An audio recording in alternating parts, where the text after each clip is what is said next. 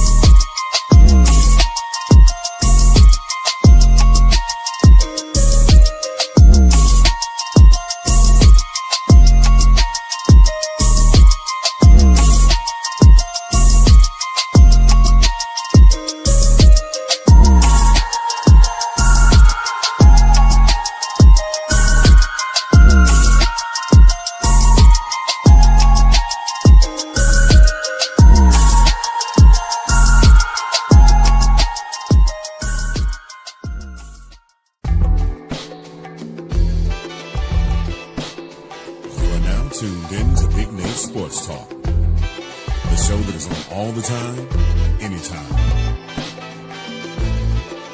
And now, ladies and gentlemen, your host, Nathan Snell.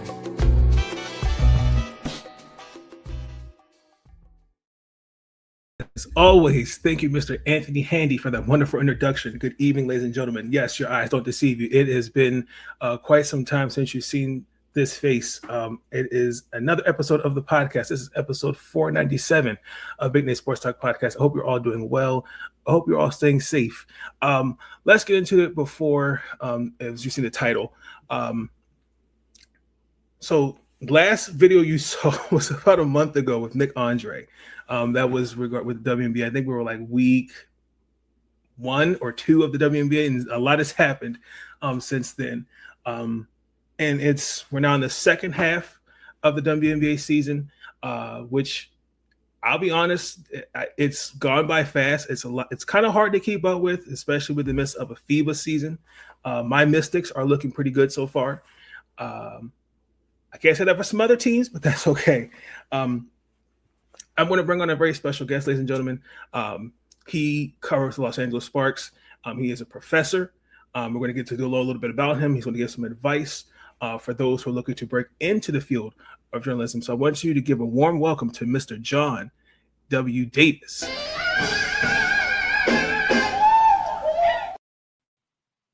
How you doing, Mr. Davis, sir? Welcome to Big Nate Sports Talk Podcast. I'm doing well. Thank you so much for having me, Nate. It's a pleasure to be on here with you. Yes, sir. Yes, sir. Tell the people about yourself. I'm originally from Detroit, Michigan. Been a sports reporter on and off for almost 20 years, and most recently been out here in Los Angeles covering LA Sparks.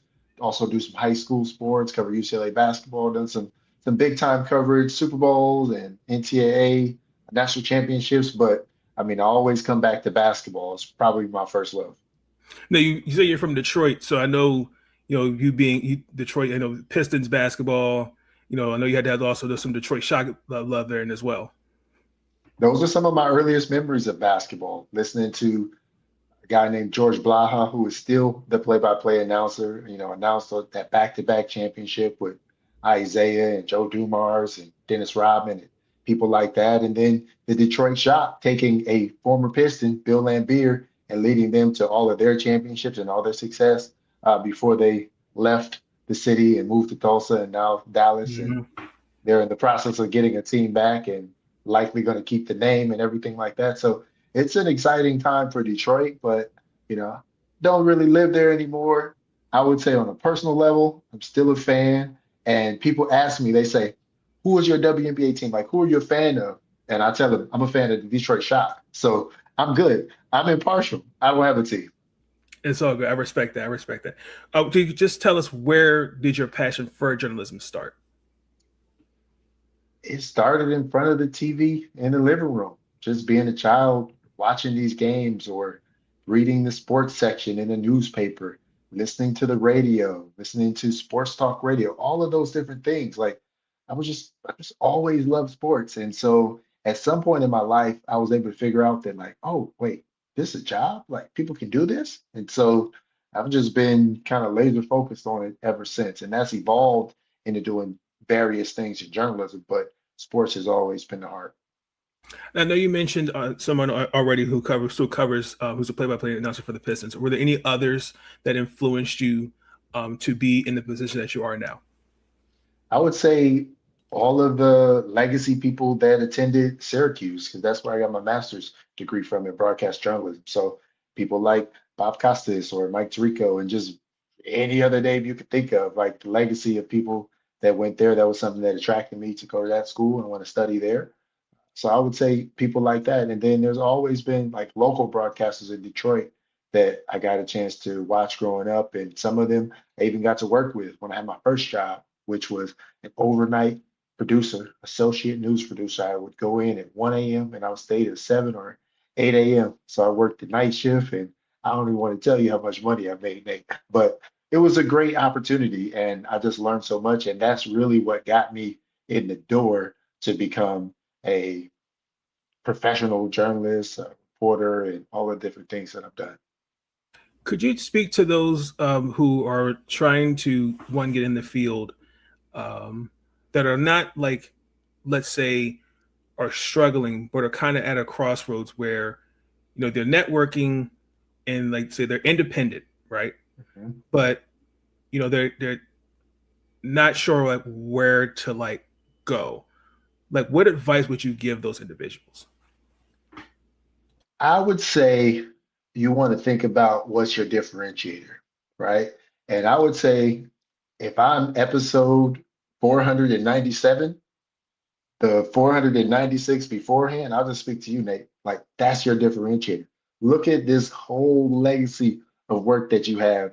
And some people don't even have one podcast episode, and it's video, right? And so I would say, like, lean into what can make you different, but more importantly, like, what can you do consistent? So consistently for myself, being trained as a broadcast journalist and coming up working at TV stations and things like that, it was true to me, although primarily I write about sports, it was true to me that every time I do an interview, as long as people are cool with it and I have their permission, I'm gonna record it. I'm gonna do video interviews, like something to supplement, that allows me to really connect with people via social media and these digital platforms, because like that's where the audience is. So like whatever you can do that can touch the audience in that aspect, I would say that. And that could be people who take amazing photos, right? Photos are great.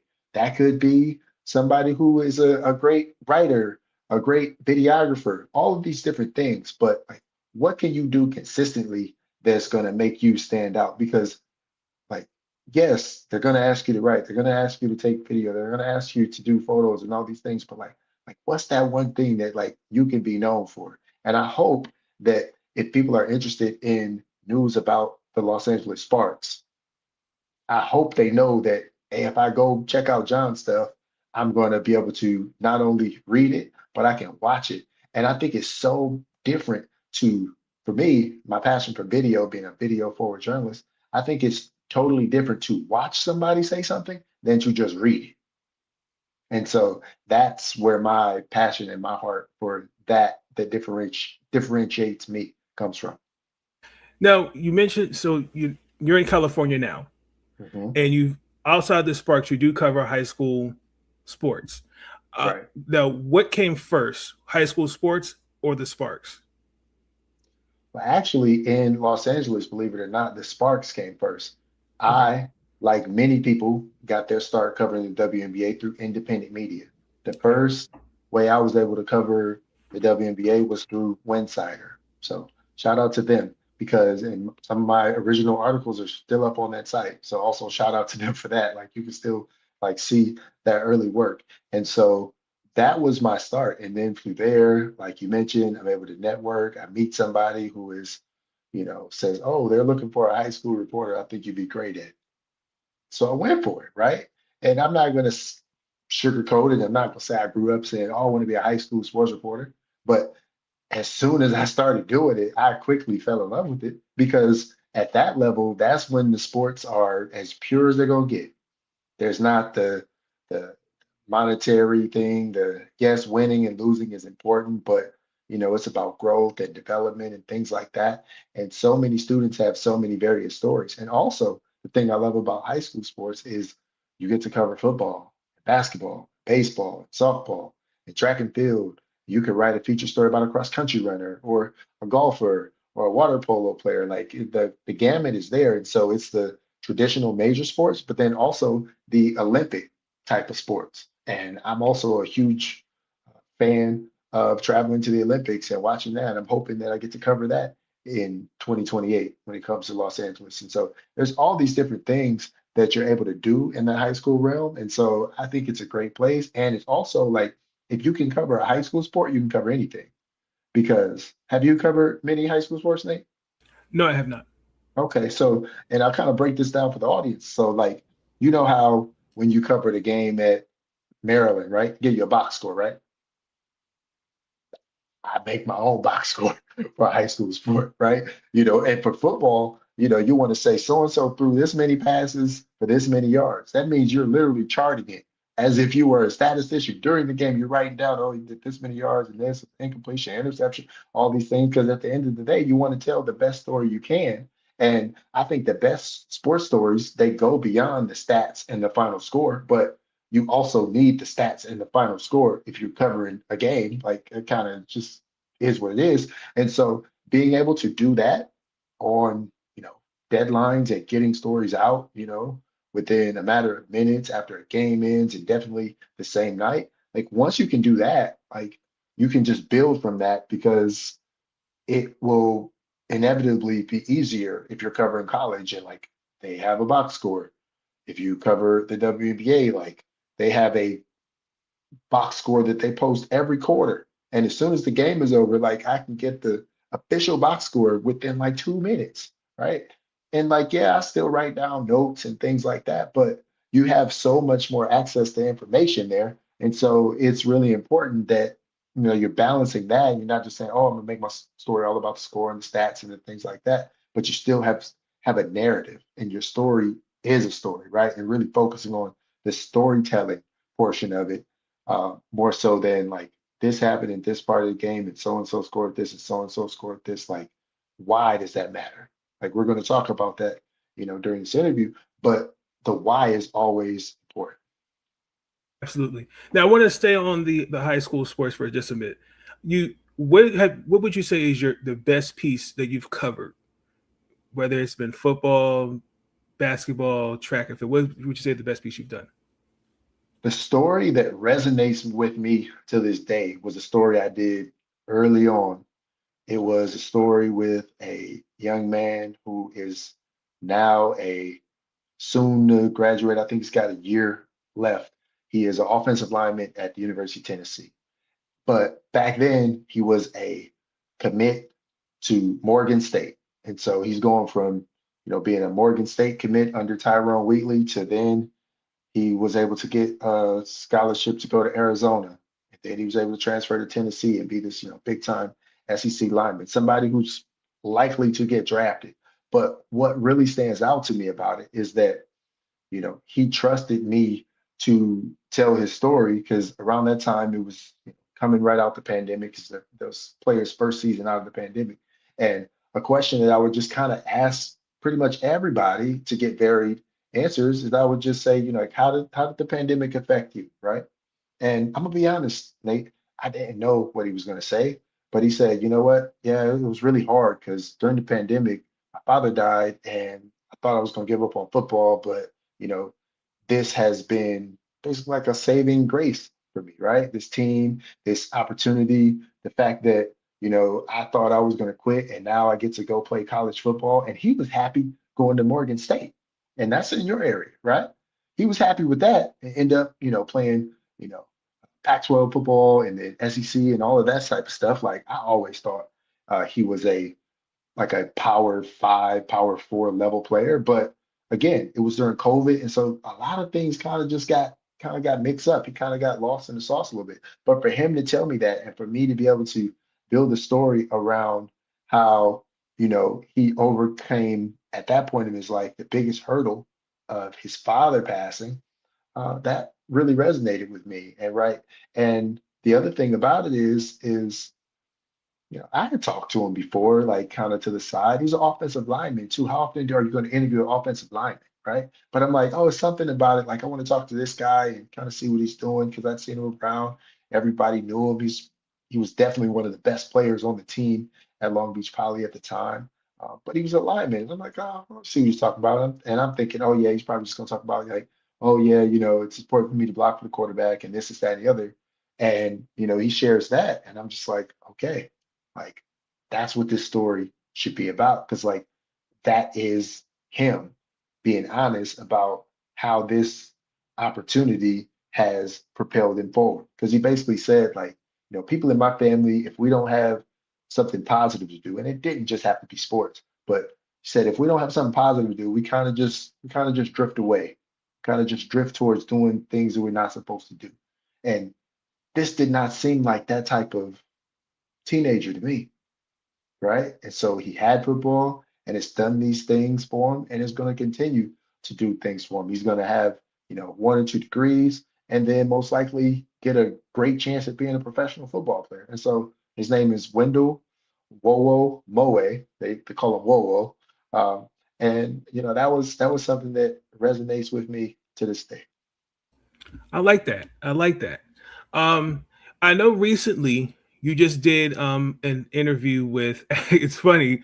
His name is Nathan Martin.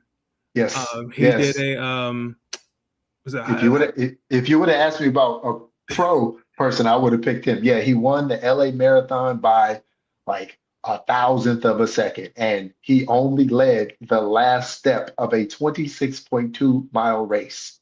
Mhm. You know how crazy? I don't know how many steps he took during that, but if I was to estimate, I mean, I, I've been doing this thing in July where I like to walk a lot, right? I've been trying to Mhm. walk 15,000 steps a day. And that equates to about anywhere from like 6 to 8 miles for me, right? And so Mhm. this guy did 4 times that. He's probably running with a stride. I don't know. He's talking about 50, 60,000 steps he took in this race. And the last one won it.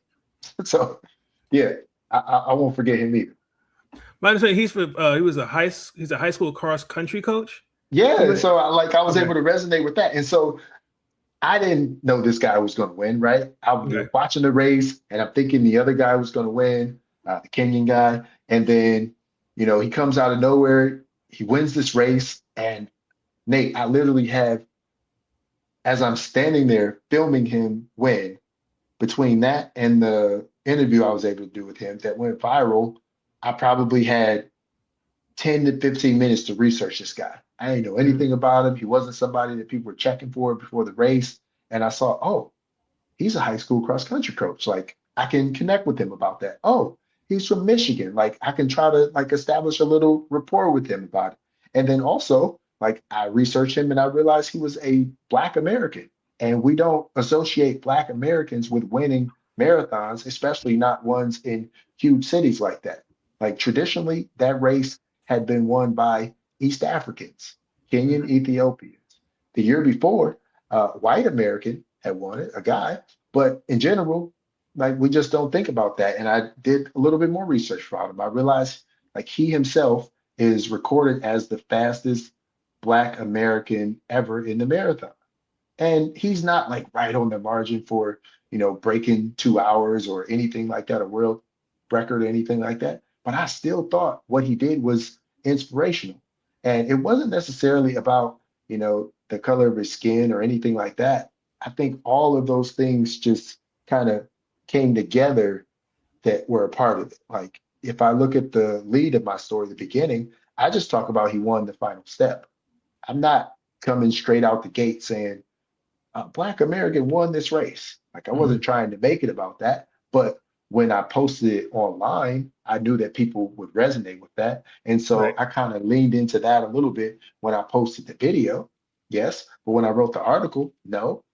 But also, like, you can visually see it. If I go back to being a video forward journalist, like, Mhm. you see it. I don't even really have to say it.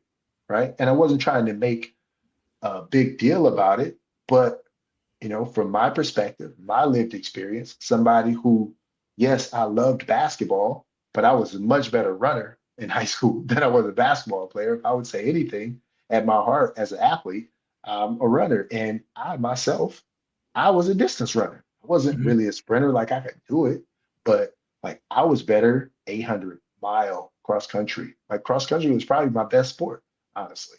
So like I resonated with him. And so I felt like it was important for me to put those things in there because I figured other people would.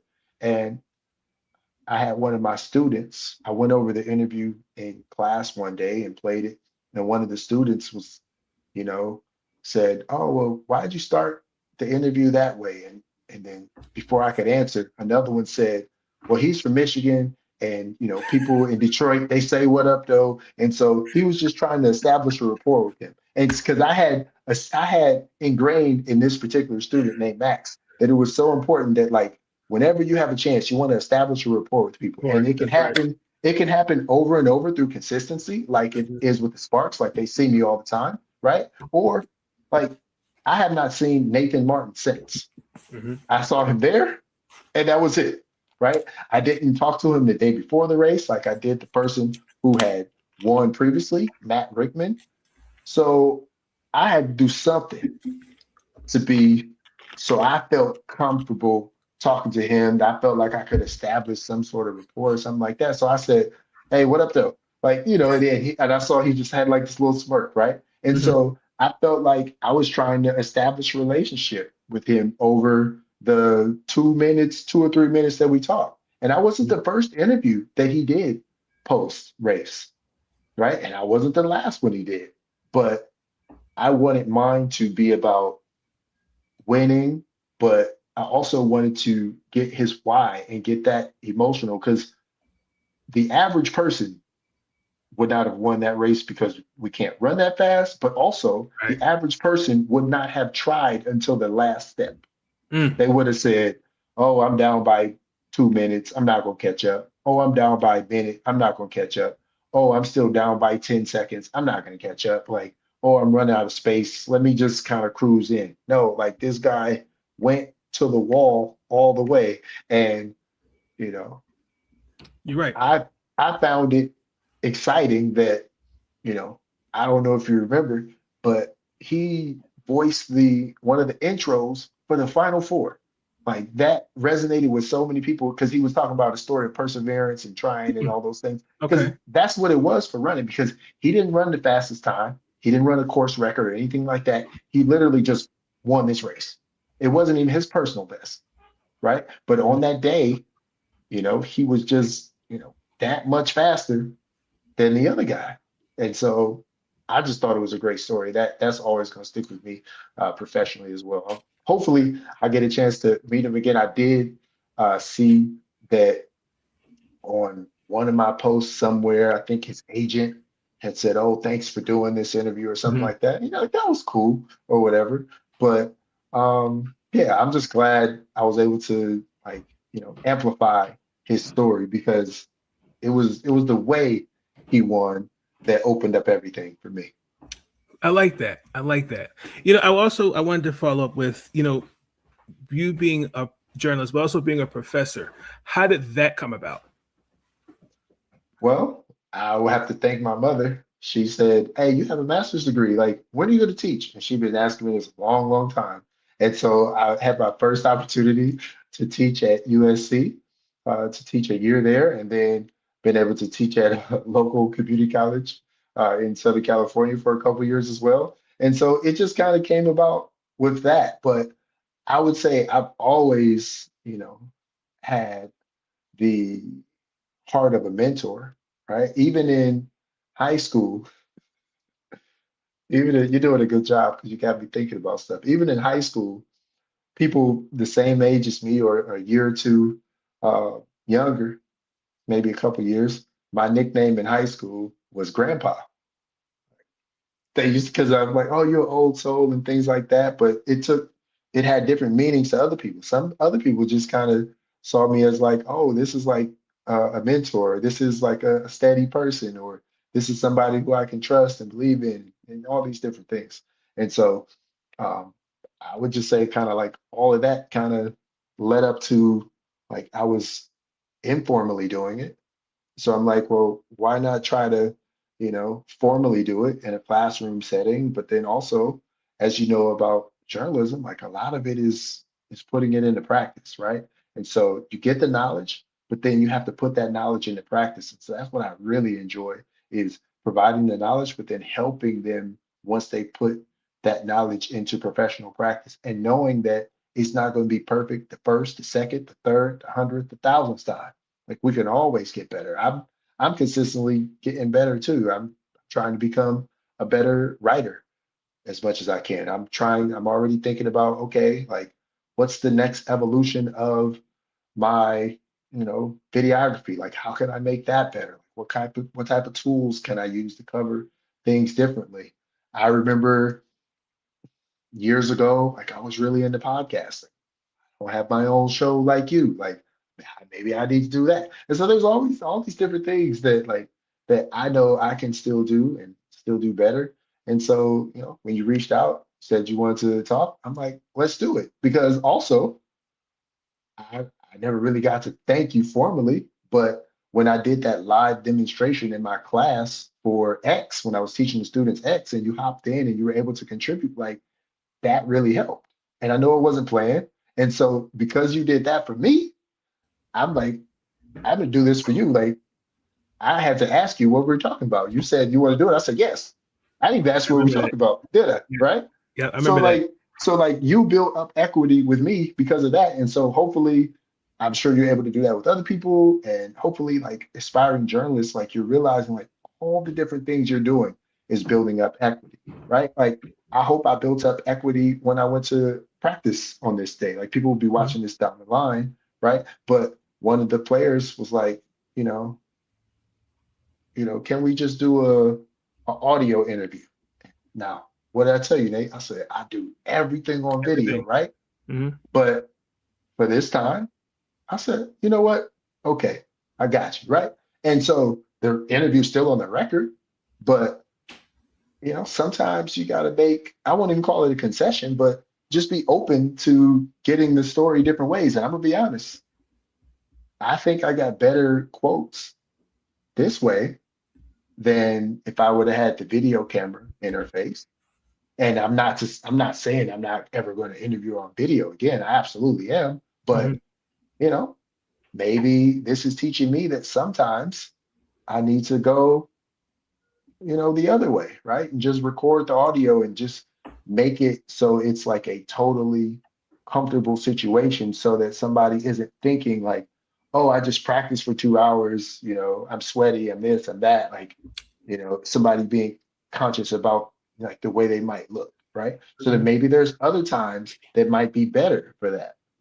So, thinking about things like that and being flexible is super important. I like that. Now I have two follow-up questions. Now you mentioned the wanted to do audio recording. Now there was a Sparks game. It was a post game with Ray Burrell. Mhm. I think it was after a loss, and she was emotional. Yes. Now was that a choice of hers to do the post game with video, or did she have the choice of doing just audio? Okay, here, I'll break it down for you. So after games, I have the ability, because I'm a longstanding media member here covering the Sparks, I have the ability to do selected post-game interviews with players who are not in the main press conference. So sometimes I take advantage of that right I have with my type of press pass, then I do that. But after that game in particular, they had lost this game by almost 20 points, if I can recall, scoring in the 60s to a team at that point was either the second to worst or worst team in the league. And so for me, it was important that that emotion be caught on camera, be recorded, because I personally think she built up a lot of equity with fans by people seeing how much she cared, because I saw it in the game. And so I wanted to capture that. And so it wasn't to be salacious or, sensational or anything like that, but I wanted to capture that moment so that people could see how much this player actually cares about it. Right. And I also wanted to kind of see, well, I didn't want to see it, but I wanted to hear like how much they care too. And so by doing it on video, that was a way to do it. But essentially, again, I just make a video interview standard and people do it. Like somebody can always decline that part and I will be amenable to it. I'm never going to force anybody to do it, but you would not have seen that interview if I didn't record it. Because how often do you hear people post the audio to just the interview? Not that many. Nobody does that, right? And so if I want the story to resonate, I believe it has to be a way I have to share it digitally. And the way I share things digitally is a video. Like even a photo essay wouldn't have done that. Like the only way to capture that emotion is visual, right? But then, yes, I could write it and say, she was emotional or whatever, but like I didn't even have to write that. All you had to do is look at the screen, Nate, and you could see it. And then what happened the next game? She went out, she balled. Yep. And they won 2 straight. Did the same thing. I also interviewed Erica Wheeler after that game. Mm-hmm. And she wasn't feeling it either. And not that she wasn't feeling the video, but she wasn't feeling the way they lost. Yeah. But I just wanted to see that and capture that at that moment, not only for myself, but also for fans. Because again, like those were literally the only 2 games they won in that stretch. They lost before, won those 2 games, and been losing since. Got you. Then my second follow-up is, as a journalist, how do you find a balance? A balance in terms of one, mentally, emotionally, and then a balance of being a fan of a sport. I wouldn't necessarily, at this point, I wouldn't necessarily call myself a fan of basketball. It's definitely not when I'm covering it. I would say I have more of an appreciation of basketball. Like, yes, if I'm sitting at home and I have the TV on, I can watch a game, right? But when I'm working, that's separate. I'm not watching a WNBA game and thinking like, oh, I'm a fan of this. And like, yes, I have moments every once in a while. I'm like, oh, this is cool. Like when I got to interview Lisa Leslie when they had recognize the 30th year of the league, right? And I got to ask her a question and things like that. I've kind of been around her a little bit this year, and then they're going to have a statue unveiling for her coming up pretty soon in September. And so, like, yes, that is cool. Like, yes, it is cool that, if I see Chiney Agumake, who no longer plays for the Sparks, like waiting in the hallway for her sister Nneka, and she says, "Hey, John," like, yeah, it's cool that she knows who I am. But like, other than that, like I would say like those are things that can be like, a little bit cool and not like a fan type of thing, but they could give you that same kind of feeling. But I would say on the other side, like the mental part of it is like I would say like you have to find a balance. Just like players have to find a balance, you have to find a balance. Like I can't do everything, right? Especially, it's also around the time high school football season started.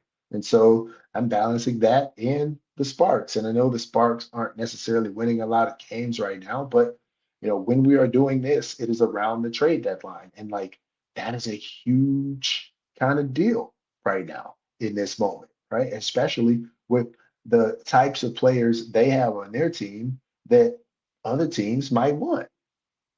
So, just finding time to do things for myself. Like I mentioned, I have this goal to do 15,000 steps pretty much every day, right? Or average 15,000 steps for the whole month of July. Like I've done it, right?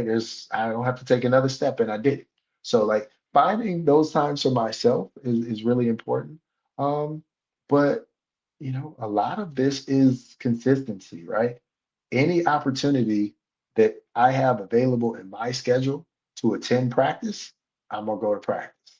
Whether they playing a game the next day or 3, 4 days from now or anything like that, like I feel like my presence being consistent is what allows me the opportunity to do that type of interview with Ray Burrell. If that was the first or second time I ever met her, sure. But I've been covering Ray all 5 years she's been on the team.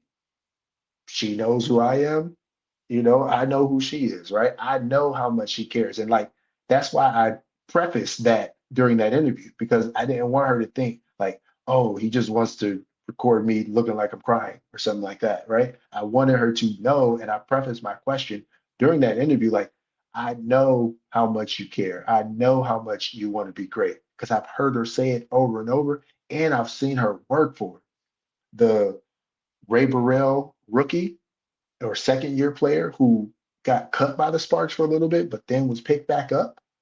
Like, this is a totally different player from then. And so I know how hard she's worked. So I feel like it is appropriate for me to be able to, have a uncomfortable interview like that for a couple minutes, right? And I know it's uncomfortable, so I'm not going to hold her there for 10 minutes and keep asking her the same thing over and over and all those things. But like, I thought it was important to help people see how much she cares, because like that was the story for me, and that was something that I feel like I can carry through the rest of the season I and have one. beyond. I have one follow up before we transition to the W. What does Professor Davis challenge his journalism students to do in the classroom? I challenge them to record every interview on video. I'm serious, right? I tell them like you have to get comfortable with that, because that is how you're going to touch base with your audience. Like I tell them, I say, well, what do you do when you're on TikTok? Oh, I'm watching videos. What do you do on Instagram? Watching videos. You know, most of them don't really do much on X, if I'm being honest, but like that's how people are connecting with things. So I said, well, how are you going to do your interview? I'm just going to record the audio. So no, that's not good enough. Like, yes, that is technically fine, right? But again, like, how can you differentiate yourself? Like, also, I think recording it that way, one of the other things I teach the students, or I tell the students, you'll notice that most of the time, if I'm doing a one-on-one interview with a player and it's just me and them talking, they don't end up being very long, right? I think people, just like the player I talked about, I think players and people in general, they are self-conscious when they are recorded on video. So I think they're mindful of what they're saying. Not that they are self-editing, but I just don't think most people are just going to go on and on and on and ramble and ramble and ramble like I may be doing during this interview. And so thank you for letting me do it, right? But most people are not just going to just be able to talk for 3 minutes about something. But if you just stick a phone there, just recording the audio, it could go any old kind of way. Another thing I teach them is the power of the pregnant pause. I teach them like that, like once you make that ask and that question, be quiet, let them talk. That's one of the things that you've been doing really well during this is you're just letting me talk and letting me finish, these thoughts and things like that. And then I might, as I'm talking, something else might come. And by the end, I might have tied in another thing or two. And sometimes it may lead into your next question. Sometimes it doesn't. I also teach them it's important to be an active listener, like you've been doing. Like, don't just go down the list of questions. Have follow-up questions based off of what I'm saying or based off of what the other person is saying, because I often see and I realize that the people you're interviewing, they will often lead you where they want to go, whether they realize it or not. I like that. Now, let's transition to the W, because most people, now for me personally, my first following you was, and this is no joke, I think this may have been the first or second season post the bubble, and you were Okay. standing in a gym. This was at the end of the season, and it was Shanae. She was Yes. walking up behind you, and hmm she gave you a hug and said, "Thank you for covering us all season." hmm And I was like, I got to follow this guy. Uh, Talk about how did follow, covering the W, especially the Sparks, where did that start? It started with me just wanting an opportunity. When I moved to California, said, this is the time for me to cover sports because when I worked in Florida, I was a TV news reporter, primarily covering hard news, breaking news, crime, weather, different things like that in Central Florida, Orlando, education as well, and doing similar things on a different scale when I lived in Fort Wayne, Indiana. And, I just said, like, I'm here in LA, like, there's multiple versions of every sport you can think of. They got two soccer teams, two basketball teams, two football teams, two hockey teams, two baseball teams, all these different colleges, WNBA.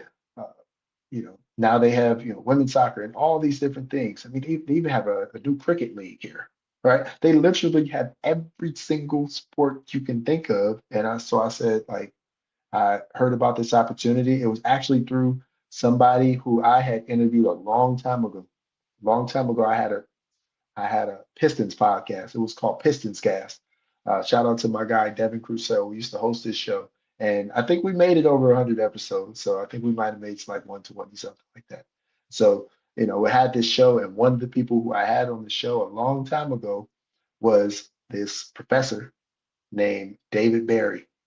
He's a professor out of Utah, and he had this really interesting model called the wages of wins. And he would use the stats and things like that to say, like, this is how valuable a player is.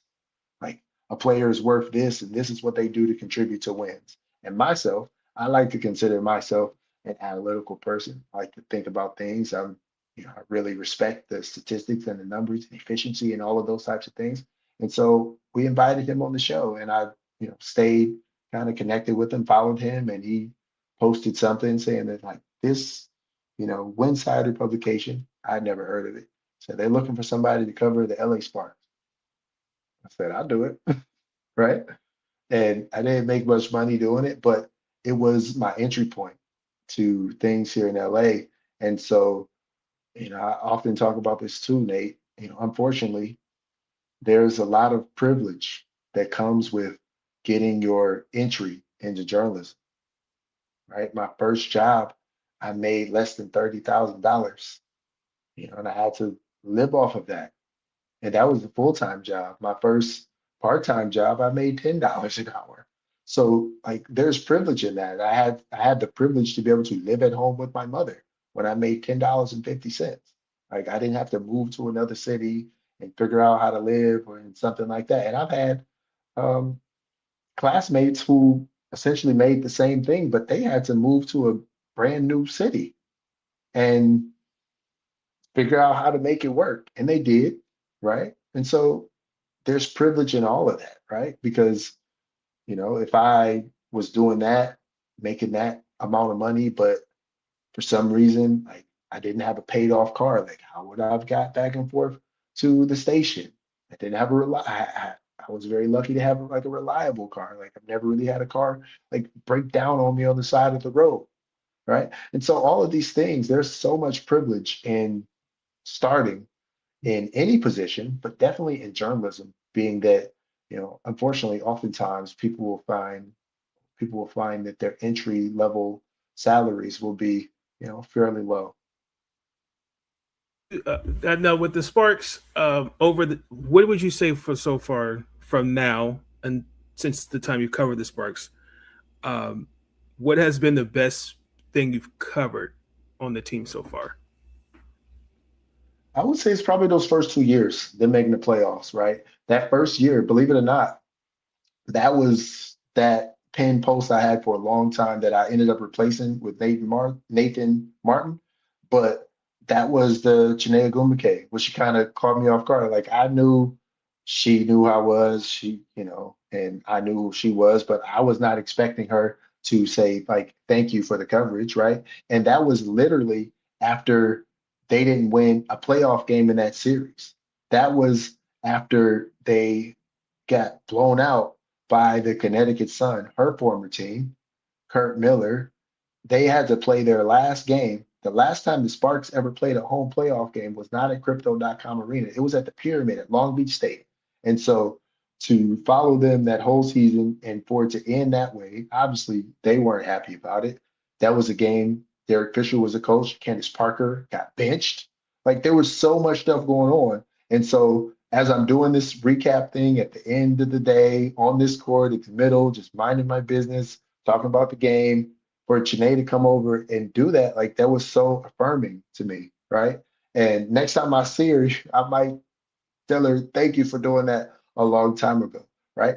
Because it just meant a lot to me that like somebody saw me and just took the time to say thank you. Oftentimes, that's all somebody needs. And so I try to make a point that anytime somebody does an interview with me, like I'm gonna say thank you at the end, right? Just a little, like I want to acknowledge, like, thank you, because they don't have to do it. They don't have to answer your questions. And even if they like have to do it, they don't have to be open and honest and authentic with you. They could give you a canned response, and never give you anything if they want to, right? But the fact that people trust me because I have been covering the team for 8 seasons now, right? And I did that whole season virtually when they were in the Wubble, right? So, I was covering the team then and showing up on Zoom calls and things like that. One of the best things that came out of that was my guy, Pabby. We had a podcast called The Spark Report, and we got to interview, at the time, she was assistant coach for the Sparks, Latricia Trammell. She went on to be the head coach of the Dallas Wings and then came back, did a little bit consulting with the Sparks last season, is now on the staff with the Chicago Sky. But to be able to connect with her about, doing that interview and for her to, say, oh yeah, we appreciate your consistency and all these things, right? That's literally what I build my brand on, right? Video and consistency. And obviously, ethical journalists and all those types of things. But like the first thing for me, like people ask me, like, what's the most important thing? I say, show up. Show up every time, especially when you can. And I know that many of us have other jobs or, especially if you're working independent, like you got other things you have to do, but as much as you can, like show up and be consistent and keep recording those videos, Nate. Absolutely. I have 2 follow-ups. I just need a quick refresher. What they lost to Connecticut and Candace, he benched Candace. That was her last season before she went to Chicago, correct? It wasn't. She played in the Wubble. Okay. She stayed the next season, and Derek Fisher was the coach. Then she left.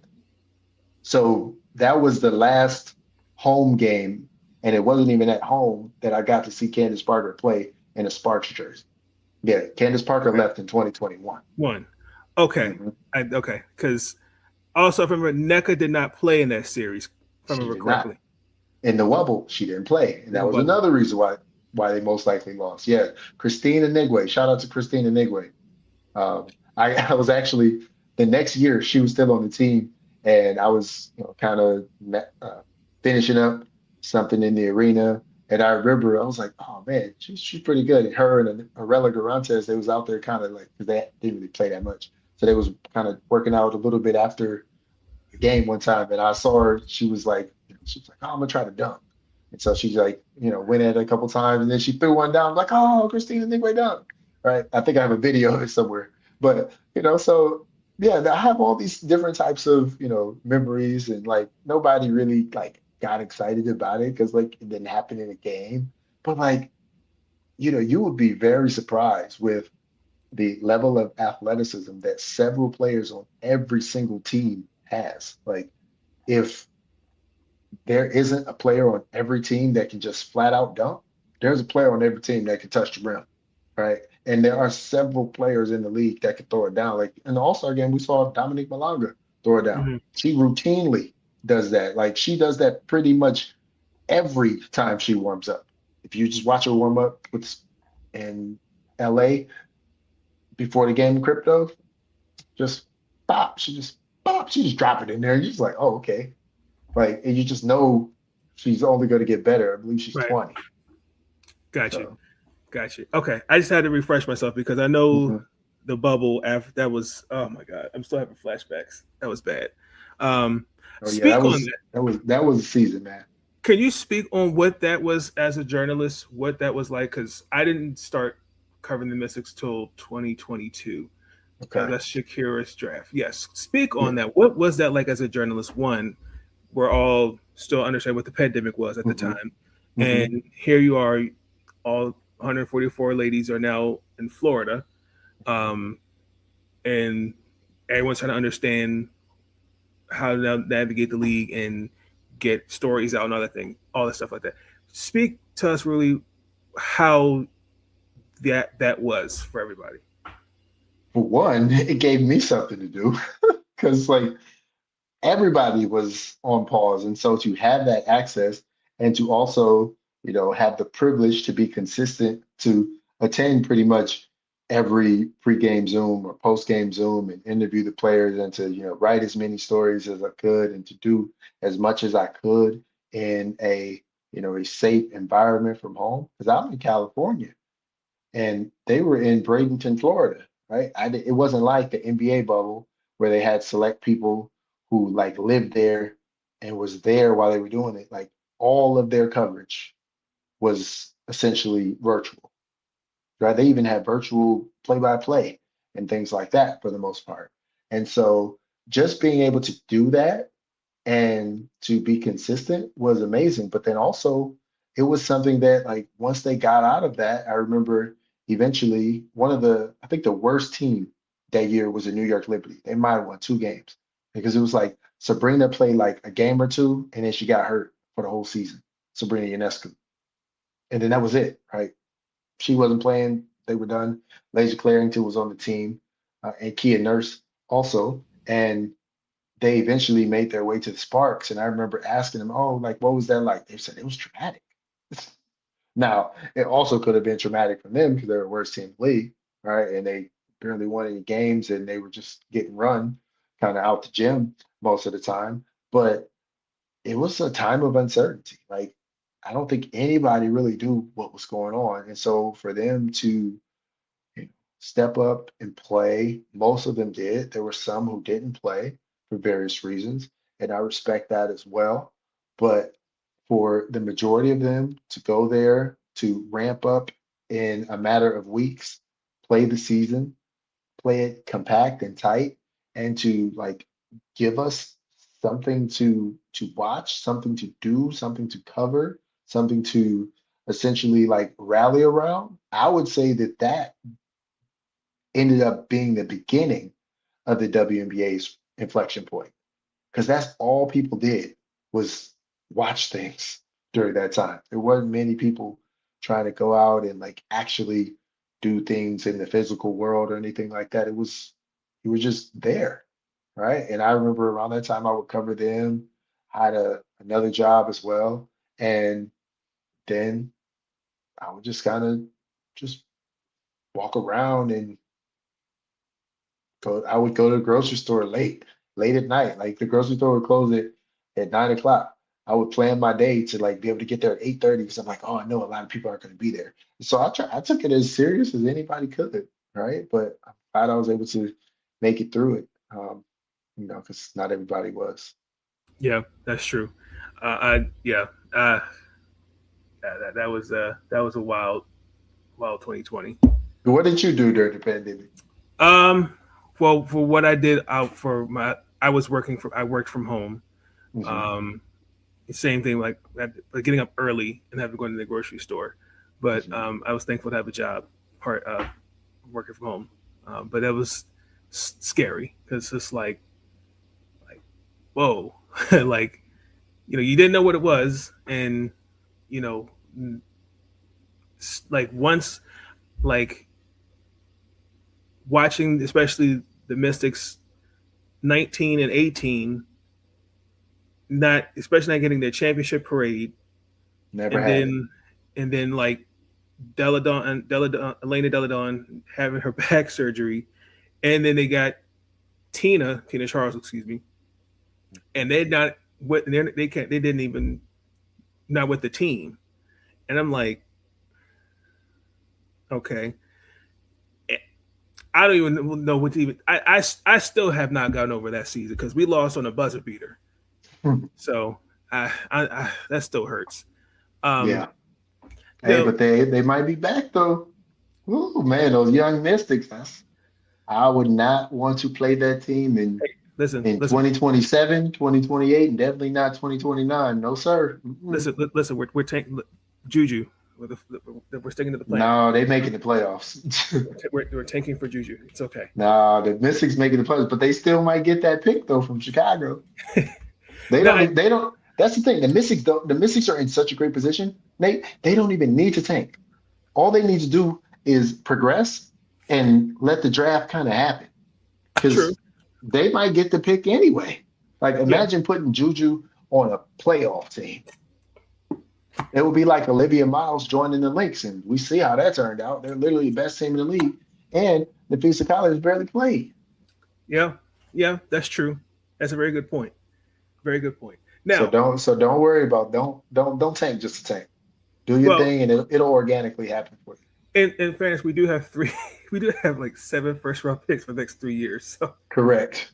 Right. And think about it. If you really needed to push all that capital into one draft to get the one person, the one player you need, they could do that too. Because they clearly do not need 7 new players over the next 3 years. yeah, but I mean, there are 2 players that if we can't get Juju, there is one player I would like them to get.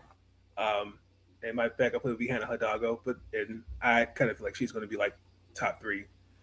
So Right. Mystics are trending towards having that pick. So for sure, I think Hidalgo is in the sights for you, right? If she doesn't end up going 1, because there's no rule or no say that Juju has to come out in 2027. She could easily wait to 2028. I don't see her coming out. I'm sorry for her to come off red shirt and coming off for an injury. I see her staying another year. I think she, in my opinion, I feel as though she should finish her not this year but next year. Mhm. One, Yeah, because I think let her get this season comfortable, because I think people don't understand, and I've learned this with interviewing Bree McDaniel from University of Maryland. It takes a full calendar year to truly recover, and getting back on the court, football field, whatever. Mhm. It's baby steps. And yeah, I mean, Juju, we know she's going to do big things, but I'm not saying like, yeah, go declare for the draft, but I'm like, no, you just come off red shirt season. Like, let's see what you look like this year, and then build off of that, and then we're ready for next year. That's all I'm saying. I think you're on the right track. I mean, the way I would look at it is, yes, I would say, to be more specific, I think it takes a full calendar year of basketball to feel comfortable as a basketball player. Like, I think she is, physically recovered of, she can walk around, she can jump, she can shoot, all of those things. But it then takes a year of playing to be like, oh yeah, I can actually like do this. And maybe Juju is just that one, because she appears to be that one who just, hey, it just works from day one. It's just like, oh, she didn't really miss any time. Like, just not like she left. And that's possible, but it's important to give herself grace. If I'm Juju, like, give yourself grace. Like, you don't have to do it all in 2027, right? You still have at least a 2-year window, because that's not even counting the idea of applying for a medical red shirt or anything like that. I think we're just talking about a regular red shirt. That's my understanding. So you get 5 years. So if she needed another year after that, like, I think then people would start to question her future if it took her 3 years to get out. But nobody should be questioning her future if she gets out. If she doesn't come out in 2027, if she comes out in 2028, it should be fine. But this will be her redshirt season, and then next year she'll be a redshirt senior. So right. Yeah. So I see. Yeah. I personally, I say take the 2 years, because I think I wouldn't. Although, if a team who she wants to play for ends up with the number 1 pick in the draft lottery, she might want to take advantage of that, because you don't always get to pick your destination. That's If true. it is a team she absolutely does not want to play for, don't come out. But if it is a team you want to play for, she should come out because that team will most likely not end up with the number one pick the next year. Like if That's true. she says, and I've never formally interviewed her, so I can't speak, but I'm just saying, if you want to analyze it, if she's like, because at some point in her life, I'm sure the Sparks were her favorite team. She's from LA. Like, just okay, we'll just go with that, right? Hometown team. If she says, 'cause, I mean, she went to USC. Like, she obviously, chose to stay in LA. Could have went anywhere. Any school would have taken her. UConn, the other USC, South Carolina, Mhm. wherever. Chose to stay home, right? And so, if for some magical reason, Sparks had the number one pick, and she's like, you know what? I want to stay in LA, she should come out because like I said, there's nothing that says Sparks are going to get that pick again, ever. They've had the number one pick a couple times in their history, right? They've Yep. had Candace Parker, and then they've Nneka. had Nneka Ogwumike. Haven't had it since. They haven't had a number one pick since 2012. Nneka been in the league 15 years, Closest was second overall was Cam Brink. right? So, and that was the year when Clark came out, right? Mhm. And yeah, everybody wanted the number one pick in that draft. The draft that Paige Beckers came out, which was, the year before last or last year, the Sparks wanted that number one pick. When they didn't get the number one pick, what did they do with that pick? They They traded traded. it away. And that's Let's how they got Kelsey Plum. let's talk about that as while we're on the Sparks. Can, I'm gonna be nice. What is going on with them the last 2 years? What's been going on? Talk to us. Injuries. Okay. I can't. So the first year of Lynn Roberts' era, they were injured, finally got some things together. They were waiting on Cameron Brink to come back from an ACL, right? She finally came back. And then the second half of the season, the Sparks ended up going 13-9. And like, okay, people kind of saw the vision. They still dropped some games they shouldn't have, and they didn't make playoffs. And so this year, they load back up, they lean in even more to veterans, but it's an older team. The roster got older, right? You add NECA, she's older. Ariel Atkins, shout out to Ariel. She just had her birthday. She just turned 30. Um, and then Erica Wheeler, that's an older guard. So you have an older team. And then, unfortunately, like happens with almost every team in the league, you have injuries. They just happen to have injuries to arguably the best guard in the league. I think Kelsey Plum had evolved possibly to her final form as a basketball player. Like she's about at the peak, before she got hurt. And so without your best player, it's really hard to win, especially in this league when the margin of winning and losing is so thin. Raise that hand. Yes, sir. Massive question. Uh-huh. Okay. So you had Cam Brink last year drafted. No, Yes. sorry, not last year. You had Cam Brink, second overall pick, Rickea Jackson, fifth overall pick, if I remember correctly. Fourth. Fourth. That was in they were in the Caitlin Clark draft. Caitlin. Okay, thank you. So it's 3 years. 3 years. Yeah. My question. So they came up with Kurt Miller, but then Lynn comes, and Mhm. Lynn does not use Rickea the way that we've seen how Rickea can play. So you trade her. I'm confused on what the expectations,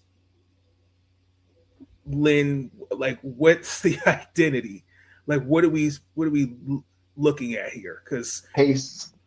Every time I ask, the answer is pace and space. Their identity is they want to play fast, they want to spread out the court, and they want to take the shots that are given to them through that offense. But at the end of the day, they have to make the shots. And so the beginning of this season, they were not making anything close to enough outside shots for that system to be successful. And there is not an overemphasis on defense. They consistently talk about offense. you said that, you got that right. and there is not a overemphasis on defense. And it's not that they don't try hard on defense or anything like that, but the way it was set up, especially in the beginning, it was set up to, win the game by outscoring the opponent. And yes, technically you win games by outscoring the opponent, but I am of the philosophical uh, proportion that, you also win through having quality defense as well, right? I think we've seen the Fever have a lot of trouble as well. Like, yeah, we've seen games where the Fever score 100 and some points and still lose. Same thing for the Sparks. Like, just because you could score a lot, if you're not stopping the other team from scoring, more than you, you're not going to win games. But I really think this season, objectively, I really think the downfall came by not having Plum, who the offense was built around, who was essentially averaging 25 points when she was like really, really healthy, had a season high 43. Like, I mean, she was cooking. One of the best guards in the league, easily could have been an all-star starter, if you're looking at the stats. And so when she gets hurt, the way the team was set up, they don't have significant depth off the bench. The way it was supposed to go is Erica Wheeler was actually supposed to be the backup point guard, and Cameron Brink was supposed to be the backup post player. Like, that was supposed to be the seven. But when you have to elevate Erica Wheeler into playing more minutes than she should be playing, there are several statistical models that show Erica Wheeler is best when she plays about 26, 27 minutes. She's consistently playing 30 something. That's too many minutes, right? Objectively, that's too many minutes, right? Just look at the stats. Like, at some point, there's a breakdown because she's playing too many minutes. And then also, you don't have access to Cameron Brink for a month. You don't have access to Plum. At the same time, overlapping, you're missing your best offensive player and your best defensive player. Those are the words of the coach, not me. I may believe the same thing, but I can source that to the coach. So according to Coach Lynn Roberts, during that stretch, they were playing without their best offensive player and their best defensive player. What's going to happen if a team plays without their best offensive player and their best defensive player? They're going to lose, and they're going to lose consistently. That's fair, but I guess the question, my follow up to that is, okay, so from this year's team versus last year's team, like, what was the decision? Why go uber veteran mode then? And now, Sunday, as we're recording this on a Friday evening, the person that you want to rebuild, you've built this around, does not want to resign. I can't tell you exactly why they decided to trade Rickea Jackson. The general manager who that happened under her watch, Reagan Peapley, is no longer with the team. They, officially said they parted ways with her a couple weeks ago. And so I don't know why they went so veteran heavy. I can understand if Nneka Ogwumike tells you she wants to come back to the Sparks, you just say yes, and then you try to figure it out after. I can understand that. But I can also see that if you have, statistical data that once you had your preferred lineup of Julie Aleman, Kelsey Plum, Rickea Jackson, Dearica Hamby, and Azurá Stevens, with a little Brink coming off the bench, when you had those players, you finished the season 13-9. I think you have data that, like, this thing works. And yes, okay, if you don't want to pay or can't pay Azurá Stevens all that money that she got from Chicago, sure. But then I could see you saying, well, let's just go ahead and elevate Cameron Brink in there. But again, when Nneka Ogwumike says she wants to come home, you say yes. And so then you have that variance. And then, the Rickea Jackson for Ariel Atkins thing, like, I can't tell you exactly why they did that. I could see that if Ariel Atkins was playing at the beginning of the season, like the whole season, the way she's playing now, and the way that you might remember her playing for those Washington Mystics, if you got that player and you just plop that player onto the team, even over Rickea Jackson's potential, I believe you would have a better team. Because we are talking about a two-time All-Star. We are talking about an Olympian. That's hard to do. We are talking about a WNBA champion when she was younger in the league. And we're talking about somebody who made, between first and second team, made like 5 straight all-defensive teams. But, I mean, she was playing with Natasha Cloud. She was playing with Deladon, right? She was playing with Maisha Hines-Allen. There was Chris Tyler who was there. Like, she did have all of these other people around her that, obviously helped in that. I believe there's even a little Brittany Sykes overlap, right? So she had a lot of people on the team. But then also, salaries have changed. Ariel Atkins is $1 million player now. Maybe that's different. I've talked to her about it several times, and what I appreciate is that she's holding herself accountable about it. She's like, I know I'm not at the time. She's like, I know I'm not playing well. I know I have to play better. Like, I have to get out of my head. Like, the way she described it, she's like, I just have to do it. And obviously, it's more than just doing it, but I respect her holding herself accountable and not like giving up and things like that. But then she also dealt with things like, the second game of the season, she got a concussion, broke her nose, played with a mask. She was so uncomfortable with that mask. Every possible time she could take it off, she took it off. She did that so much that at one time, when she was supposed to be having it on in the game, she started the game like with it basically off and had to like throw it to the sideline because she didn't have time to adjust it. So it's not to make, excuses, but I would say that might be reasons. She just seemed like she was so uncomfortable at the beginning of the season when they needed, Mystics level, elite championship level Ariel Atkins. Like they needed that young, came straight out of Texas, Ariel Atkins. You're like, wait, where did Mike Tebow and everybody find her at? Like that's what they needed, and that's not what they got at the beginning. That's fair. That's fair. Now Sunday, the trade deadline that's the trade deadline for the W. Do you see KP getting traded? I don't know. If I had to say yes or no, I'm probably going to be wrong, or I won't say I'm probably going to be wrong. It's possible I'm going to be wrong, but I'm going to say no because when a player is playing that well, I don't know how you get anything close to fair value for her. Like if the Sparks would have, somehow overachieved and got close to 30 wins, and Kelsey Plum played every game and averaged 25 points and 6 assists and this and shot, 50 some percent from the field as a 5'8" guard, shooting that high and shooting, basically 40% from three. Her worst part of the 50, 40, 90 was the free throws. For some reason, she was shooting like 80 some percent from free throws, which isn't bad, but isn't like elite. And so I think she was on track to draw MVP votes because I have the pleasure or have had the pleasure in the past of voting to being an official WNBA voter. And you get to vote for like 5. You get 5. You get to go first, second, third, fourth, fifth.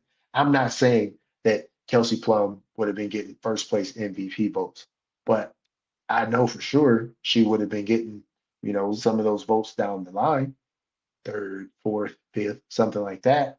Like, because it would be too hard to not give somebody who's averaging, 25 points and 6 assists to not give them an MVP vote seems crazy because basically what the way I've seen is the MVP votes basically ends up mimicking who makes the all WNBA, the top 5 players who makes that usually ends up overlapping with the MVP votes.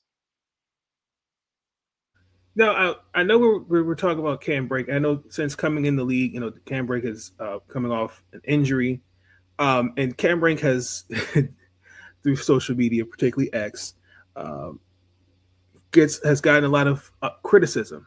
And early in the season, Coach Roberts made a questionable statement about Cam, and since then, you've covered Cam. What have you seen in her game and her growth from and now year 3? From the beginning, when she Mm-hmm. first started as a rookie, she seemed hesitant to shoot, especially from the outside. She is no longer hesitant to shoot. She might, in some instances, shoot too fast now or shoot too much, right? And so you would, and Coach Roberts has said this, like you'd rather like try to rein somebody in like that than to have to push them to do it. And so now it's about refining, and it's literally about if she stays out of foul trouble, she could play about as many minutes as she could possibly play. Like the goal for this season, and I got this out of Coach Roberts in an interview. Again, consistency. I showed up. It was just me and her talking one day, and it's a formal interview, it's a video interview. And she's like, and I asked her, like, ideally, would you see a situation, or would you like to play, NECA, De'Erica, and Cam all the same minutes? So she's like, yeah, like that was supposed to be the plan, but she said, but then, she got hurt, and we know that sometimes she'll get in foul trouble and things like that. And yes, you get 6 fouls in the league, but they're not trying to have her foul out, because there are some games we've seen where she actually closes out the game as one of those 2-post players. They've had games and played well when De'Erica Hamby has been on the bench and Cam has been out there closing it out. And it could probably work the same way if NECA was on the bench and De'Erica was De'Erica was out there with Cam closing it out. The thing about NECA as of late is like since Plum has been out, like NECA has really taken over and just done everything for the team. They run a lot of actions through her. And yeah, she doesn't get all the assists, but I think in that last game against the Liberty, she had a career high tying 9 assists. Like NECA Gumbake having 9 assists, like she almost got a double off assists. So like that's crazy for a player in year 15 to still have that type of ability to do all those things. When I first started covering the Sparks 8 years ago, NECA Gumbake did not seem like a confident ball handler to bring the ball up the court. She essentially plays versions of like a light version of a point forward now. So her game has continued to evolve. Like even in the beginning, like she was hesitant to shoot threes. She's come back now. She fire them away. I asked her about that, and she said, like, yeah, like they really empowered me in Seattle to like shoot these threes and to know with confidence that I can make them. And I saw that she had the ability to make them before she left LA, right? Under various coaches. But I think she finally realized that, like, oh, I could be a shooter, right? And last time I checked, Nate, 3 is worth more than 2. So shooting threes is a good idea. That's good. That's true. Now, I wanted to transition also really to the general question of with the WNBA. Since you cover the Sparks, I know you also you've done some stuff with the WNBA as well. As of late, I'm pretty sure you've seen the discourse of whether it's misogyny, racism, sexism that's coming to the space. As a journalist, but as a black man, let me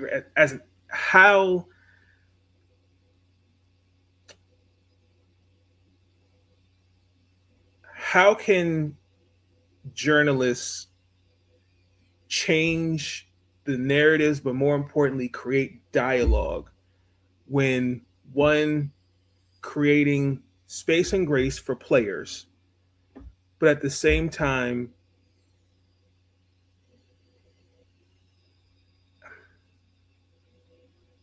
also saying, hey, this is where we have to be better at the same time, if that makes sense.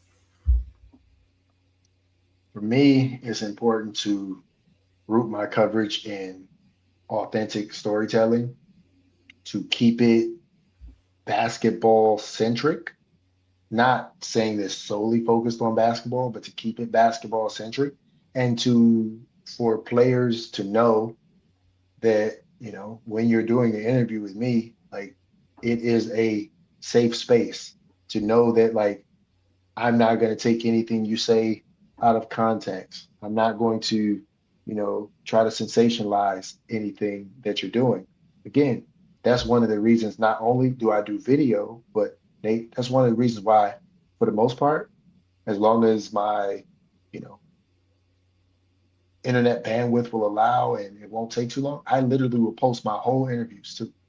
I don't cut, I don't pick and choose. Yes, I pick quotes if I'm writing something down, article or something like that. But it is imperative for me to share everything, right? I don't hold anything back or hide anything or things like that. And so I think by people knowing that, if you watch my videos, if you want, you don't have to.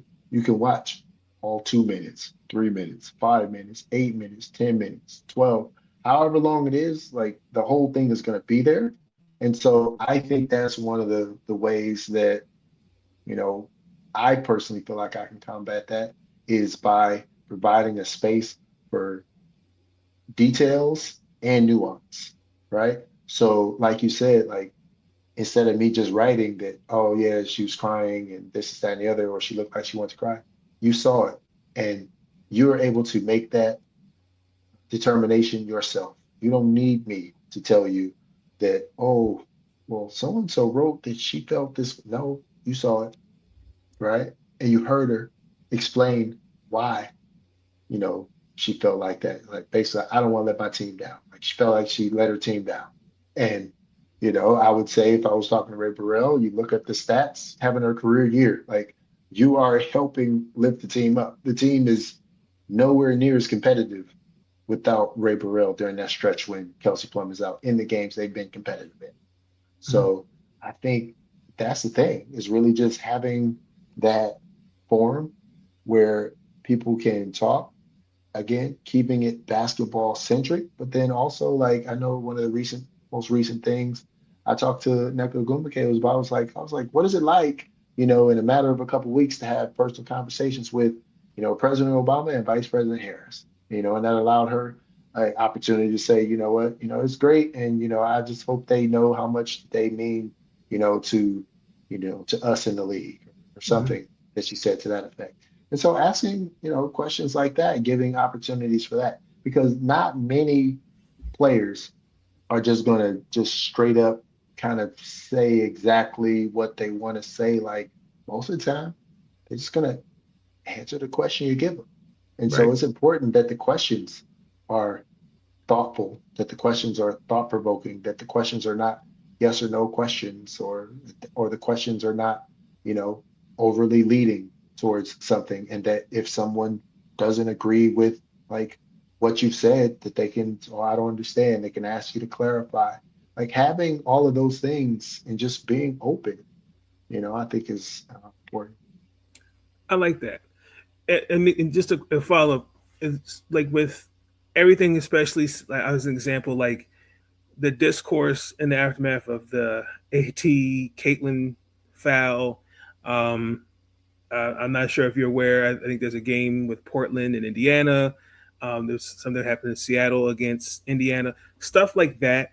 As a journalist, right? When you are covering sporting events, how do you you already touched on it, but one, how do you you already say you keep it centric, but one, how do you again make it a safe, as far as not try to deal with the outside noise, but also to not how can I say this? Well, I'll say I won't shy away from something like that. I'm not going to not ask a question that needs to be asked. Like, thank you. I'm trying to find the words to say. Yeah, I'm just not going to do that. So if a question needs to be asked, if I'm not asking, if someone else in the gallery, in the scrum or whatever hasn't asked it, I'll ask the question. Like, I don't mind. I have, like I said, I've covered this team since 2019. there's only one player that's left on the team from when I started, Nneka Ogwumike, and she left and came back. You know, the longest tenured player on the team is actually uh, Ray Burrell. I think she's played the most seasons, either her or Derek Hamby. So like Mhm. again, like these are players who they've seen me over time. Like they know how consistent I am. And so if I have to ask a question, I have to ask a question because I think if you go through my coverage, you'll know you can note that I'm not just out there, trying to rabble rouse or just, stir up controversy or Yeah. or anything like that. Like I want to keep it about the basketball, but sometimes things are bigger than basketball. And so, you gotta be able to provide a forum for that. And so let's say one of those types of rallies were happening outside of crypto.com arena, outside of a Sparks game. I would ask about it. If someone else doesn't, I will ask because it is relevant. And oftentimes, I will say a lot of the best stories in sports, or the most sought out stories in sports, or the stories that draw the most attention in sports, are not really related to the game, right? Right. Like stories about trade deadline are probably going to do better than a story about the Sparks losing, their fourth straight game, fifth straight game, sixth straight game. But trade deadline, sure, right? A story about, the GM being, let go. Like that's probably going to do better than, just a story about them. Oh, they just happen to win this game, right? And so you have to balance those things. And at the end of the day, like sometimes um, I'll try to make informed decisions based on analytics. Like, what are people talking about? What are people searching for? Okay, well, part of my coverage should involve that too, because at the end of the day, like if people aren't checking for what I'm doing, if they're not reading it, they're not watching it, like then something about it is falling short with the audience. And there are going to be sometimes there's some things that somebody might not want to hear, the question they might not want to be asked or things like that, but just got to do it. I like that. My last question, with journalism in general, particularly sports journalism, recently we saw ESPN and their recent layoffs, and kind of where sports journalism, in terms of print media, is kind of been for a while, since they go back to when I was in middle school, is shrinking. Everything's becoming more digitalized. Um, anyone now can be considered a journalist. Um, but where do you see, even as a professor, where do you see journalism, sports journalism, in the next 5 to 10 years? And for those again, still that are aspiring to be in this field. Nothing can ever replace your original reporting. Nothing can ever replace the fact that, I was the person who, did a video interview with Kelsey Plum when she was talking about the trade deadline, or nothing can ever replace that, I did the video interview with Ray Burrell about that, which, will probably in turn, make her endearing to people. So like, nothing can replace the original reporting. Like AI can't replace your original reporting. Like, yeah, you could give AI the stats and tell it what happened and it can, get something together, but like someone has to be there to gather it. Someone has to be there to, you know, make those relationships so that when you do have to ask those tough questions, that you got enough equity that people will respect you, answer it, and you can both move on from it and keep going.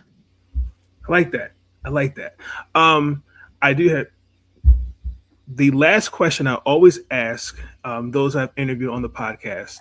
Um, and then, well, actually, before I get into that, I should have asked this earlier.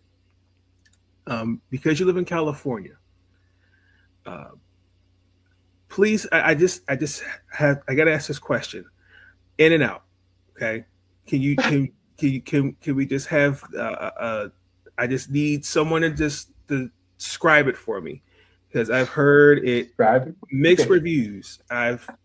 It's a hit or miss. It's this. All right. Please describe Okay. it. So it's like I would say In-N-Out is like a smash burger. It's a thinner patty on a griddle, cooked, well, decent taste to it. But what makes In-N-Out special is their spread, which is kind of like Thousand Island dressing, their own little take on it, right? But it's that. And then I would say what also makes it special is a very limited menu. They don't sell anything but burgers, fries, and shakes. And you can order a carton of milk for some reason if you want. Hot chocolate too, but like that's it. It's burgers and fries. That's all they do. And so because that's all they do and they do so much volume, it tastes good to me. It's fresh. Yeah, I'm not saying it's perfect, but and if you ever have it, I don't think you'll be disappointed. Now, there's plenty of people who don't feel, any type of way about their fries, right? But when you get the animal style and you get the onions and pickles and the this, that, and the other, I think it hits the spot. For sure. I like that. And the official last question I always ask everybody is, what is your why? That's a great one. I would say at this point, my why is to continue telling stories to create safe and inviting spaces, not only for athletes that I'm interviewing, but also students that I may be teaching in journalism, and whether it's news or sports or whatever it is, and just cultivating those relationships and those safe spaces so that we could all move forward together. I like that. Thank you. Can you just tell people what is in the excuse me, let me rephrase. What is coming up for you? Well, it's about to be high school football season and different things like that. Finishing up Sparks coverage, so want to see how this works there in the second half of the season. They've got some work to do if they want to continue this season, but just kind of keeping up with that, and yeah, I'm just out here doing the work. So trying to be as consistent as possible to be seen and to just keep upholding the standards that I set for myself, and I just want to keep growing and keep making an impact, and keep meeting people like yourself, and taking different opportunities like this to talk and to have a forum to share my story. So I appreciate you for this. Yes, sir. This has been great for me to kind of think about some of these things you've asked me. So For sure. Down the line, when I inevitably talk about these things again, I feel like I'll be able to be even more condensed, concise, and to the point. Absolutely. Very good. Absolutely. It's all good. Because trust me, like for me, like this is a space where it's about having a conversation. And like for me, no joke, my first interview was Erica McCall. And like I was nervous, and I could have asked a billion questions. And that's probably one of the most proudest things I've done. I've interviewed Brenda Frese. I've done a lot of interviews. But for me, like, it doesn't matter however I conduct things, as long as it's a comfortable space, like you talked about with you do with the players. It's all about having that rapport and also just having that conversation, because it's one, you get to know more about yourself, and you talked about the one listening, and also two, like I'm also learning stuff too, like because there's stuff when I was taking journalism classes, like my professor didn't teach us that. You know what I'm saying? So like there's definitely things that you taught me, Professor Davis. So thank you for that. Yeah. I do want to add though, I should have thought about this. You also asked me like what I always talk about the students or talk to students about and talk to emerging journalists. Like you said, like this has been interviews are conversations. Yes. They're not a firing line. It's not just the list of questions you run down and things like that. Like, listen to what somebody's saying. Like, follow up. If you don't understand something, follow up. Right? Ask somebody to expand on it. Like, you can change topics if you ask something and you just don't feel like you got the answer you needed. Like, circle back to it at the end, right? And then, like, the last thing that I love to ask people, especially people who, I haven't interviewed, over and over and over, is like, is there anything else you like to add? Like, kind of give them the floor. Because again, some people will literally just answer the question you asked, and then at the end, oh, by the way, I wanted to talk about this, or I wanted to tell you this, or oh, yeah, hey, this is really interesting. You're like, well, Yep. I didn't know, right? But you don't know if you don't provide the forum for that. And so if you haven't done like, every single bit of research of somebody, or you haven't talked to somebody and over and over and over, like, sometimes you kind of just gotta give it to them. And and just because you ask that question at the end, anything else you like to add, doesn't mean they have to add anything, doesn't mean you have to use what they say, but it's just another opportunity for people to like re-clarify and just follow up and re-cement like what they really want to say, what they really want to share about whatever you're talking about. I do have to get something on my chest because you did mention Derek Fisher's name, and I got triggered. Hold on, just 1 second. Good Lord, thank the good Lord I am on FCC Airwaves. I thank the good Lord. It's hard to take, man. Yeah. Do you know what he's doing now? Please. Do you know what his primary job is now? That's related to basketball? He's a high school basketball coach? He is. Boys basketball. He coaches his stepsons, the Barnes twins, at Crespi High School in the Los Angeles area. He's not letting basketball go. I saw him at a thing, and I said, "Oh," he said, "Hey, JD or John W, whatever you call me." Yeah, I'm gonna be honest. I enjoyed covering the team when Derek Fisher was a coach, and I don't think we have time to talk about like everything that he probably should have done differently while he was a coach. But I think he was very self-aware, because the last season before he got fired in the middle of the season, when they signed Liz Cambage and all that stuff, at the beginning of the season, he knew what the assessment was. He said, this will either be great or it's not going to work out. That was it. Like, he knew it. And that was when they had Kennedy Carter and all that type of stuff. Like, he knew that was his last ship at it. Like, that was his last chance at it. I will say one thing before and it didn't work. I apologize. I didn't mean to cut you off. No, it's all good. I can't think of the coach that took over after he Fred was Williams. fired. Thank you. Williams. Yeah, Coach Fred. Shout out Coach Fred. That's my guy. They wouldn't give us answers on why Kennedy wasn't playing, and you kept pressing him. I was like, that's how I fell in love with your coverage, because I'm sitting there going, thank you. Oh, you're an OG. I'm thinking, he's like, and he just said, that's and I'm thinking, I tried, right? And then you ask Kennedy, and then she said something like, I think that's a conversation for coach or something like that. I was thinking, oh my gosh. And yeah, it was ping ponging back and forth.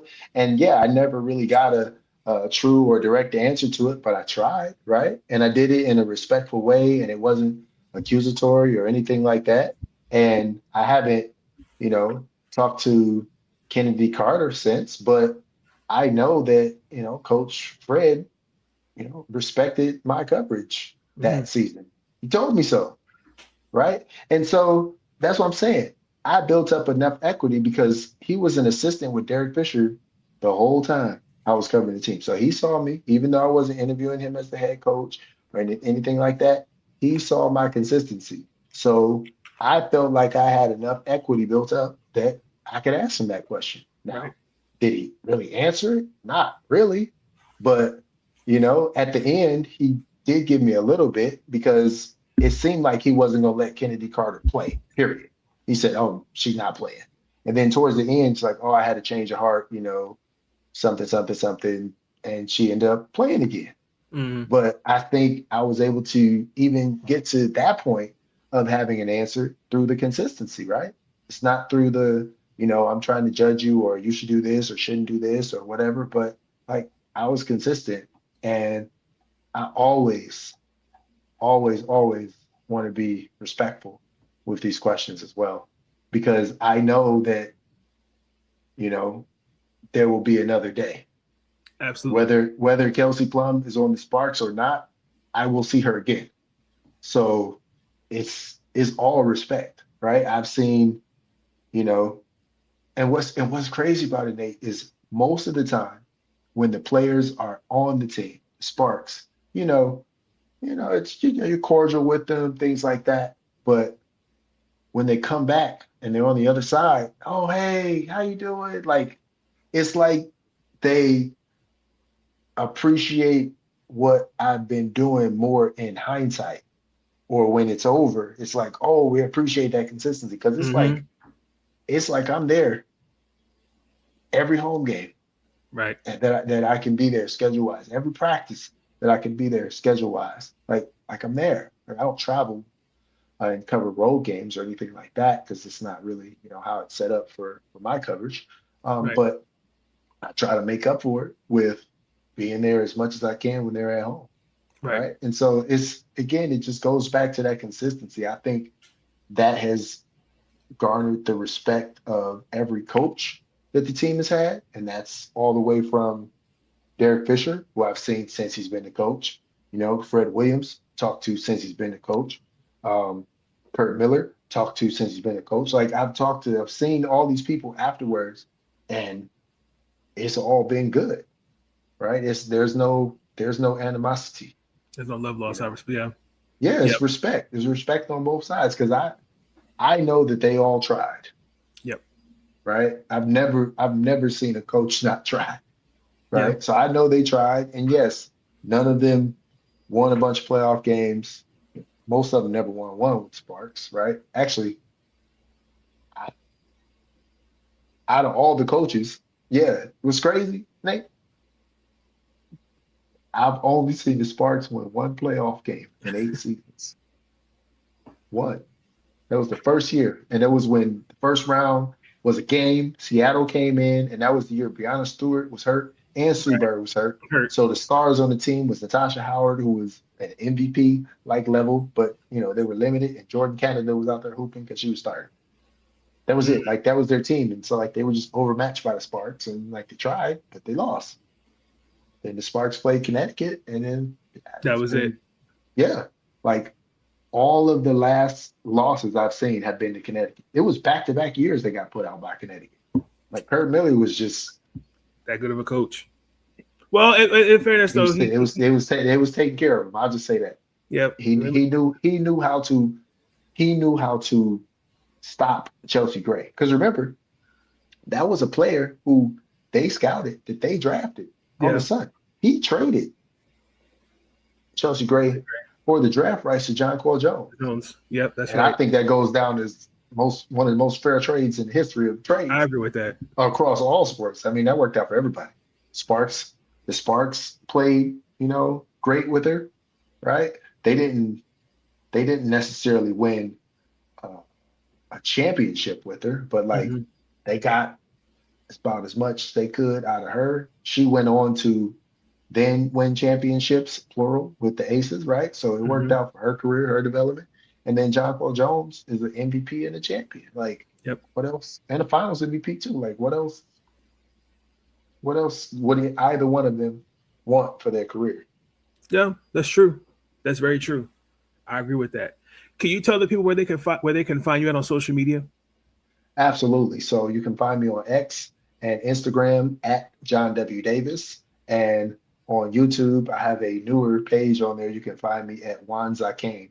So I post all my stuff on there. That's another story for another day. But if you just look up John W. Davis Sparks, it should come up. I'll make sure I have all those things, especially on the YouTube channel. The links will be all in the description. Thank you so much. I'll have this also posted on X. It'll stream. So you'll see this, ladies and gentlemen, tomorrow. Awesome. which will be Saturday. I Happy will. August. Yes, I cannot believe July went by that fast. It doesn't even feel like August. Like the summer went by fast. 2026 as a whole, like It's flying. before you know it, it'd be Thanksgiving, and then Christmas, and then 2027. Crazy, man, crazy. But John, sir, it's been a pleasure. Let's definitely keep in contact for sure. Thank you. Appreciate it. Thank you for your time. Please continue the good work that you do, especially covering the Sparks, and also what you do as a professor. I've definitely learned a lot, and especially what you do for sports journalism. Continue to do that and continue to be impactful for those that are up and coming. Thank you so much, Nate. Yeah, let me know how I can help. Absolutely, we'll do. Ladies and gentlemen, please like, comment, and subscribe for our official content on the podcast. We'll talk soon. The NFL is slowly creeping up. College football is slowly creeping up. And we're not out the woods yet because we're actually about to have a long break too with the FIBA World Cup, which is what, late August, early September? Yeah, I think it's basically until like the third week of September. It's about a 17-day break. That's gonna be something. That's gonna be interesting. But you'll see a lot of content, ladies and gentlemen. So stay tuned in for that. But until then, we're out. Have a good night and have a good weekend. Stay safe. But they don't know, they don't know, they don't know. Thank you for tuning in to Big Nate Sports Talk. If you enjoyed that episode, be sure to like, subscribe, and share Big Nate Sports Talk. It's on all the time, anytime. And I want to thank you. All I want to do is say thank you.